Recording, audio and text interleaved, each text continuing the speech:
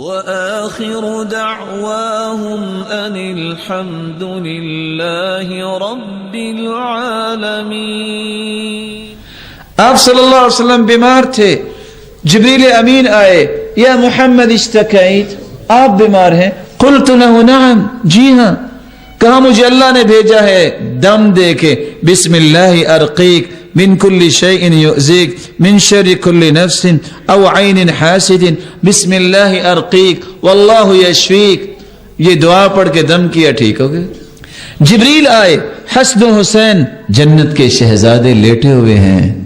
اللہ کے رسول کہا کرتے تھے ہما ریحانتائی، یہ میرے دونوں پھول ہیں۔ پوچھا ارا فی وجہک الغم، میں آج آپ کو پریشان دیکھ رہا ہوں۔ کہا دونوں پھول تو مرجھائے ہوئے ہیں۔ کہا تو اسی لیے تو اللہ نے بھیجا ہے۔ جو ابراہیم علیہ السلام اسحاق اور اسماعیل کو دم کیا کرتے تھے، آپ بھی دم کریں۔ اعیذکما بکلمات اللہ التامہ من کل شیطان وہامہ من کل عین لامہ۔ یہ دعا پڑھ کے دم کیجئے۔ اللہ کے رسول نے دم کیا، فقام یلعبان، دونوں اٹھے اور کھیلنے لگ گئے۔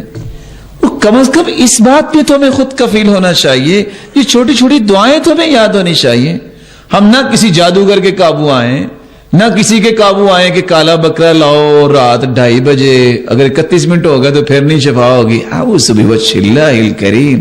اور حدیث کہتی ہے من اتاک آہنا وعرافا، جو کسی نجومی کے پاس چلا جائے اور اس کے پاس چلا جائے اور اس سے پوچھے کہ میری قسمت کیسی ہے، 40 دن تک اس کی عبادت قبول نہیں ہوتی۔ جو اس کی بات کی تصدیق کر دے فقد کفر بما انزل علی محمد، تو اس نے قرآن کا انکار کر دیا۔